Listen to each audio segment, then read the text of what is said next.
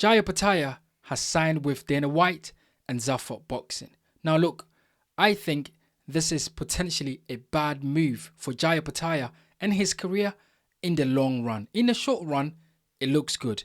And I'll explain to you why I think this could potentially be a big mistake for Jai Opetaia. But before we do that, let's have a look at this article, right? It explains, or it talks about this whole deal here, and we get some quotes from Jai Opetaia. So as you can see, it says that Dana White makes first major boxing signing as undefeated world champion joins Zaffa. Now, we go a bit down here, it says that Zaffa Boxing has snapped up lineal and IBF cruiserweight champion Jai Opetaia on a co-promotional deal.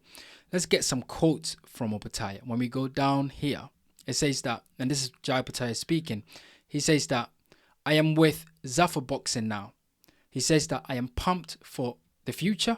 He says that, exciting news, man. He says that let's get these big fights over the line. Unification and Undisputed 2. Let's go. Now, I want you to pay attention to one thing here. This is what Dana White said, and I've highlighted it down here. He says that I am going to get rid of the sanctioning organizations. You know, this is something to keep in mind, right? And this is why I have an issue with what Dana White is trying to do in boxing, because what Dana White is trying to do, right, is against something that is super important in boxing, and that is the Muhammad Ali Boxing Reform Act, right? I made a video recently, right, some time ago, and I talked into detail about what Dana White is trying to do in boxing and how that is detrimental to the Muhammad Ali Act. If you want to watch that video, click on the pop-up banner that would appear anywhere up on your screen right now, because in this video I'll go into detail about what the act really is about, why Dana White is a threat to the act, and why Dana White should not be allowed to do the things that he wants to do in boxing. Have a look at that video and let me know what you think about it. But look, Jai Opetaia, I think in the short run is gonna, benefit from this promotional deal, because he's gonna get the unification fight, right? He's gonna get the fight, with Zerdo Ramirez or David Benavidez, whoever wins that fight, because we know that both guys will be fighting in May. I think Cinco de Mayo, Mexican holiday. They're trying to make a big fight. So both of them are going to get that fight on. And whoever wins that fight will face Jai Opetaia. So I think Jai is good there. He's going to get that fight. Jai potentially will get to become undisputed, with fighting against someone like Buddy Jack, who holds the BBC belt, right?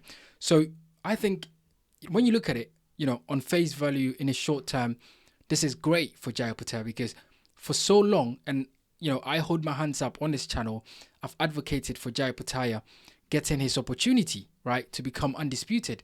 And I think that, he will get that opportunity to become undisputed when he signs with Dana White, because Dana White is backed by Turki Al-Sheikh.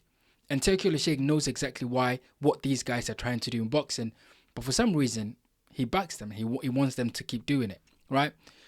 But in the short term, right, Jai Opetaia is going to benefit from this, and he's going to enjoy the fact that he can get these fights, and the fight that could not be made a few years ago could be made now.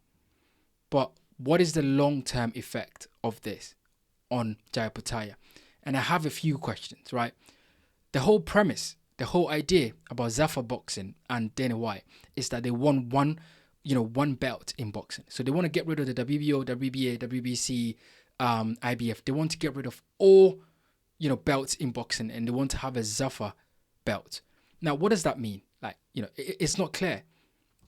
And guys, remember, the Muhammad Ali Act is meant to protect fighters like Jai Opetaia from guys like Dana White, who wants to come into boxing and bring the things that they did in the UFC over here. In boxing, it doesn't work. Boxing has got its issues. Don't get me wrong. We have a massive issue in boxing with, sanctioning bodies doing things that they shouldn't do, pulling rank and, favoring certain boxers over others. We have that issue in boxing. We need better government, right? Better governing bodies in boxing. What we don't need is for them to take away all the belts and for one belt to come so that one person, one promoter can control everything in boxing. That way, it's a threat to the Muhammad Ali Act. And I talked about that in a separate video, which you can check. So look, my question is, what is going to happen with the IBF belt that Jai Opetaia has? What's going to happen with the Ring Magazine belt? Because according to Dana White, he wants to get rid of all sanctioning bodies, right? So if Dana White gets rid of all sanctioning bodies, what happens with the belts that Jai Opetaia has now in the long run? Is Jai Opetaia going to defend the Zafar belt against every single person or every single fighter in the cruiserweight division? Because, mind you, if Jai Opetaia should relinquish that belt, the IBF or the Ring Magazine, somebody else is going to take that belt. Is somebody else now going to relinquish that belt if they have to fight Jai Opetaia for the undisputed?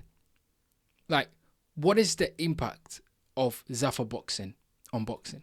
To me, I don't see it, right? I think Dana White is trying to come in here and disrupt something that is pretty good.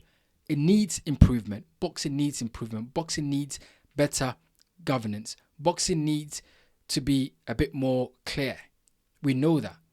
But to get rid of all the sanctioning bodies, to become the person that controls everything, is exactly what and exactly why the Muhammad Ali Act came in. So fighters can negotiate their passes. So fighters can fight for other belts. So fighters can go through the ranks and get opportunity to become world champions without one person dictating who goes here or there or nowhere.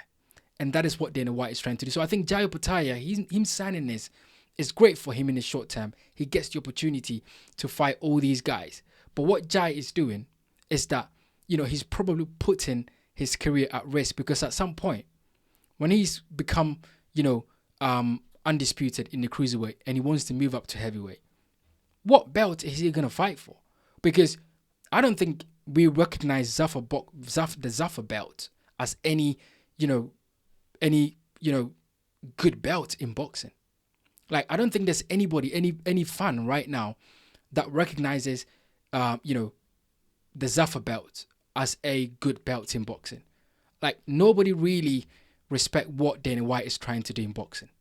So, Jai Opetaia, what is the aim here, Jai? What are you trying to do? Yes, you get the big fight, but I feel like you're getting in bed with some guys that you don't need to get in bed with, because I don't think what they are doing is beneficial to boxing, and especially not boxers that are coming through the ranks that want to win the WBC or want to win the IBF or want to win the the BBA belt or even the Ring Magazine belt. The Ring Magazine belt is the most respectable belt in boxing, right? So what is going to happen to that belt?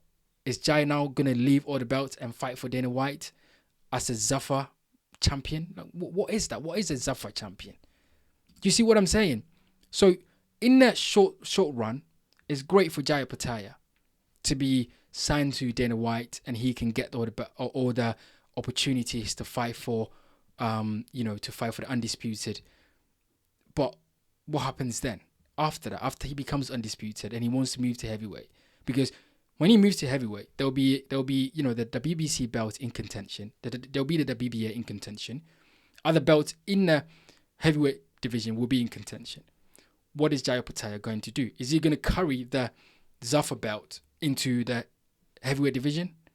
Is anybody going to respect this Zafar belt? Because it's a belt that is just trying to make its way into boxing. All these other sanctioning bodies, all these other belts are respected by fans. Maybe not so much, because the sanctioning bodies do not do themselves any favors, right? They're not the right people. They're not always right. But these belts, we as fans, we recognize them. Who recognize the Zafar belt? Who recognize Dana White as a major promoter in boxing for him to want to implement something that is a detriment to the Muhammad Ali Act, the act that has promoted fighters' interest, right? As always, the Muhammad Ali Act has promoted fighters' interest. And if Dana White is able to implement what he wants to do in boxing, it takes away the power from the act. And then boxing becomes even weird. It becomes even weird.